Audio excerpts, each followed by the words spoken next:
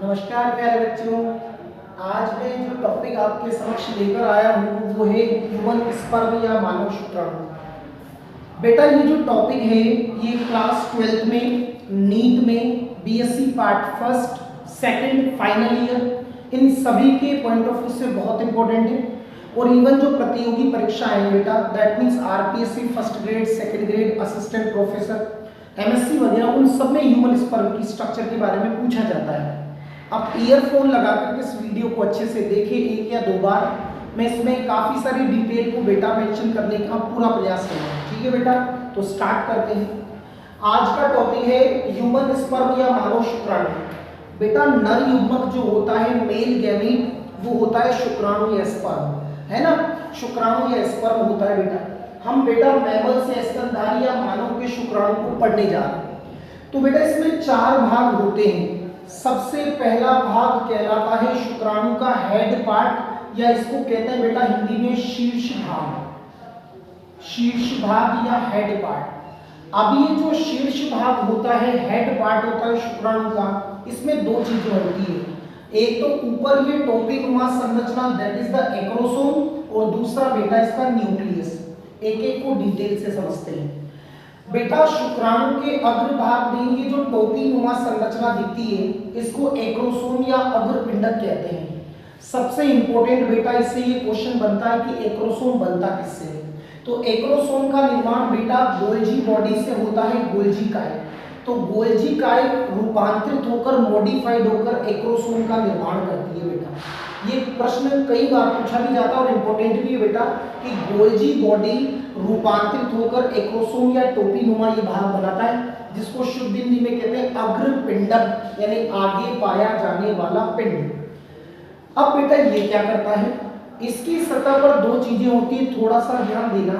एक तो इसकी सतह पर बेटा एक प्रोटीन पाई जाती है और उस प्रोटीन को कहते हैं anti fertilising. Anti fertilising protein होती है। अब प्रश्न बनता है कि सर ये एंटी फर्टिलाइजिंग प्रोटीन करती क्या है। बेटा जब ये शुक्राणु इस अंडाणु के कांटेक्ट में आएगा, यानी शुक्राणु जब जाकर अंडाणु से मिलेगा या निषेचन करेगा, तो अंडाणु दैट मीन्स ओवम जो होता है, उस ओवम या अंडे की सरफेस पर तो फर्टिलाइजिंग प्रोटीन होती है, और स्पर्म की जो सरफेस होती है, सतह, इसके ऊपर बेटा फर्टिलाइजिंग प्रोटीन होती है। और दोनों प्रोटीन आपस में मैच कर देगी, मतलब ओवम या अंडे की तो फर्टिलाइजिंग और स्पर्म की एंटी फर्टिलाइजिंग, और दोनों प्रोटीन अगर मैच कर जाती है तभी बेटा स्पर्म जो है ओवम में एंटर कर पाता है। दैट मीन्स शुक्राणु अंडाणु के भीतर प्रवेश कर पाता है। पूछ लेते हैं, तो अम्लीय प्रोटीन पाई जाती है बेटा जिसका नाम है एंटी फर्टिलाइजिंग। कहाँ? इस एक्रोसोम वाले पार्ट में सरफेस पर मौजूद होती है। अच्छा बेटा इस एक्रोसोम में कुछ एंजाइम भरे रहते हैं, और इन एंजाइमों का मेन काम होता है कि अंडाणु में जब शुक्राणु प्रवेश करेगा, यानी स्पर्म जब ओवम के अंदर एग में एंटर करेगा, तो उसकी मेम्ब्रेन को डिसोल्व करने का काम करते हैं बेटा। तो बेटा इसके पास में कौन कौन से एंजाइम होते हैं एक्रोसोम के पास? एक एंजाइम है बेटा जिसका नाम है हाइल्यूरोनिडेज। हाइल्यूरोनिडेज। एक होता है बेटा कैटेफिन। कैटेफिन। एक होता है बेटा स्पर्मलाइसिन। और एक्रोसोम बोलते हैं ना, तो एक्रोसोम से एक्रोसिन। ये मोस्ट इंपॉर्टेंट है जो 12th और बीएससी वाले बच्चे हैं उनके लिए। ध्यान रखना, ये तो बेटा प्रोटीन है एंटी फर्टिलाइजिंग तो, और इसकी सतह पर जो एंजाइम्स होते हैं, हाइल्यूरोनिडेज, कैटेफिन, स्पर्मलाइसिन, एक्रोसोम से एक्रोसिन रिलीज होता है, ताकि ये अंडाणु या एग की झिल्लियां जो होती है, एग की मेम्ब्रेन को डिसोल्व कर सके और स्पर्म बेटा एग के अंदर एंटर कर सके। अरे यस और नो? तो ये आप थोड़ा सा इन पर ध्यान देना और इसका स्क्रीनशॉट भी ले लेना ताकि आप नोट्स मेंटेन कर सको बेटा। हाइल्यूरोनिडेज, कैटेफिन, स्पर्मलाइसिन, एक्रोसिन। बेटा मेरा पर्सनल एक्सपीरियंस है कि अगर शुक्राणु या स्पर्म से क्वेश्चन आता है ना, तो यूं मानो कि 50% संभावना तो इन दोनों से पूछते हैं क्वेश्चन ज्यादातर, कि एंजाइम कौन कौन से होते हैं और प्रोटीन कौन कौन से होते हैं। ठीक है साहब, देखो इसके पीछे बेटा इसका न्यूक्लियस होता है। न्यूक्लियस बोले तो केंद्र। बेटा शुक्राणु के केंद्रक या स्पर्म के केंद्रक की एक खास बात होती है न्यूक्लियस की। इस न्यूक्लियस में से एक्स्ट्रा वाटर रिमूव हो जाता है, आरएनए रिमूव हो जाता है, इसमें सिर्फ डीएनए वगैरह ही पाया जाता है। और बेटा इसके न्यूक्लियस में, इसके केंद्रक में एक विशेष प्रकार की प्रोटीन पाई जाती है जिसको कहते हैं प्रोटीनीन। ये मोस्ट इंपोर्टेंट है बेटा, शुक्राणु के केंद्रक में प्रोटीनीन नाम की प्रोटीन पाई जाती है, जो उसको मान लो कि पूरी दुनिया में जितनी भी प्रोटीन होती है ना, उनमें सबसे सरल यानी सिंपलेस्ट प्रोटीन होती है प्रोटीनीन, जो शुक्राणु के न्यूक्लियस में होती है। तो एक्रोसोम यानी अग्रपिंडक और न्यूक्लियस, एक्रोसोम और न्यूक्लियस दोनों ने मिलकर के बेटा इसका शीर्ष भाग बना दिया, दैट मींस हेड पार्ट बना दिया।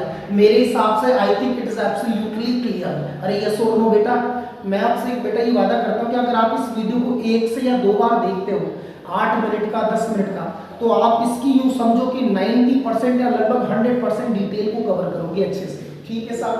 सेकंड पार्ट बेटा, दूसरा भाग जो होगा वो नेक होता है। नेक का मतलब गर्दन होता है, ग्रीवा भाग, तो इसको कहते हैं ग्रीवा भाग। ग्रीवा भाग ज्यादातर बुक्स के अंदर बेटा नेक पार्ट को अलग से नहीं दे रखा, इवन एनसीईआरटी ने भी नेक को मेंशन नहीं कर रखा। बेटा हेड के बाद में जो सकरा नैरो पार्ट होता है ना, इस नैरो पार्ट को ही नेक पार्ट कहते हैं या ग्रीवा भाग कहते हैं। अब प्रश्न ये बनता है कि सर ये नेक बनी तो बनी कैसे? तो इस नेक में बेटा यहाँ पर सेंट्रियोल पाई जाती है। न्यूक्लियस के पास में जो सेंट्रियोल है इसको प्रॉक्सिमल सेंट्रियोल बोलेंगे, और न्यूक्लियस के दूर जो है इसको डिस्टल सेंट्रियोल यानी समीपस्थ तारककाय और दूरस्थ तारककाय। ये समीपस्थ होता है तो समीप में जो होगा समीपस्थ, और इसके 90 डिग्री पर होता है परपेंडिकुलर, वो कहलाता है बेटा डिस्टल सेंट्रियोल या दूरस्थ तारककाय। तो बेटा ये दोनों तारककाय कह दो या सेंट्रियोल मिलकर इसकी नेक को बनाते हैं। हेड को किसने बनाया? एक्रोसोम और न्यूक्लियस ने। नेक को किसने बनाया?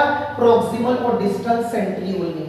तीसरा इंपॉर्टेंट भाग है बेटा मिडिल पार्ट, या जिसको हिंदी में कहते हैं मध्य भाग।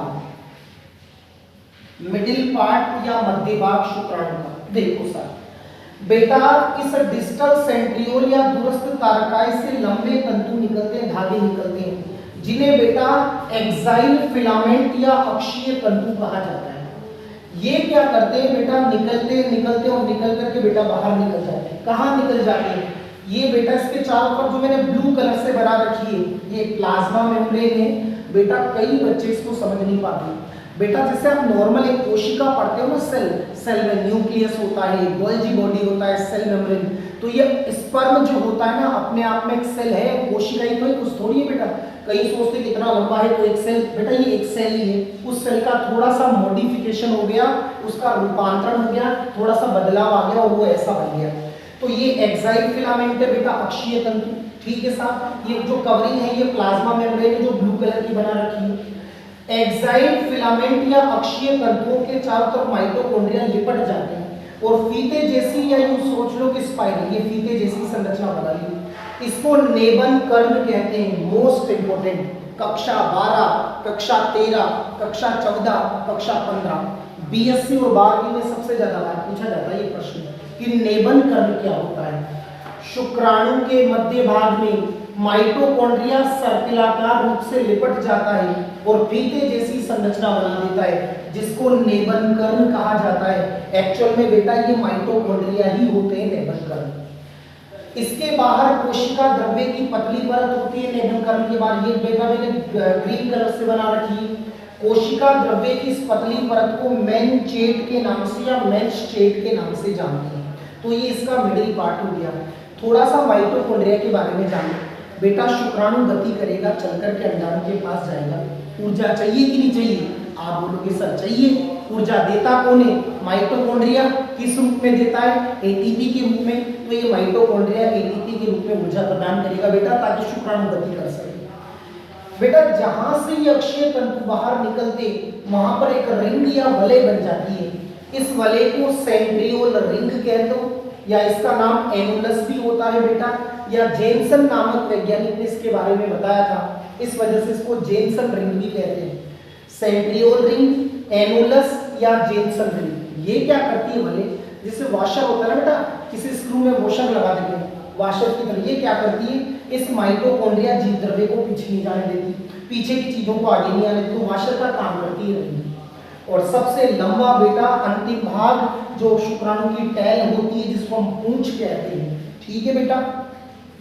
पूंछ में कशाभिका के समान 9+2 व्यवस्था पाई जाती है। अब अभी तो आपको याद रखना कि 9+2 व्यवस्था होती है। होती क्या है, जब मैं कुछ दिनों में बेटा कशाभिका के ऊपर वीडियो बनाऊंगा तो आपको पता चल जाएगी कि 9+2 व्यवस्था क्या होती है। शुक्राणु की पूंछ में कशाभिका के समान 9+2 व्यवस्था पाई जाती है। शुक्राणु की पूंछ ऐसे गति करती है तभी शुक्राणु आगे बढ़ता जाता है बेटा।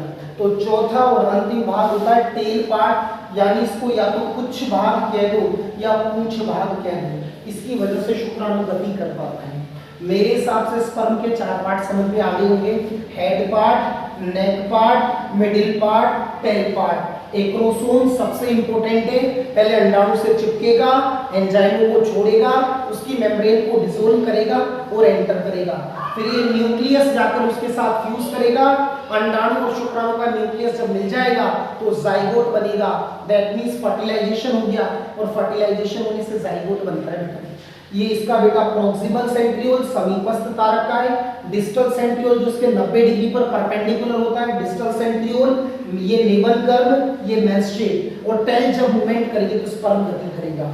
अच्छा, ह्यूमन जब एक बार सीमन को रिलीज करता है, यानी मानव जब एक बार वीर्य को एजुकुलेट करेगा, रिलीज करेगा, तो एक बार लगभग 5 ml 3 से 5 ml वीर्य को रिलीज करता है या एलिमिनेट करता है। और इस 3 से 5 ml वीर्य के अंदर 200 से 400 मिलियन स्पर्म पाए जाते हैं। ध्यान रखना बेटा, a person release a semen in a one time 3 to 5 ml and 200 to 400 million sperm are located in the semen. Yes or no बेटा? इसका स्क्रीनशॉट ले लेना ताकि आप नोट्स मेंटेन कर पाओ। Thanks a lot for watching.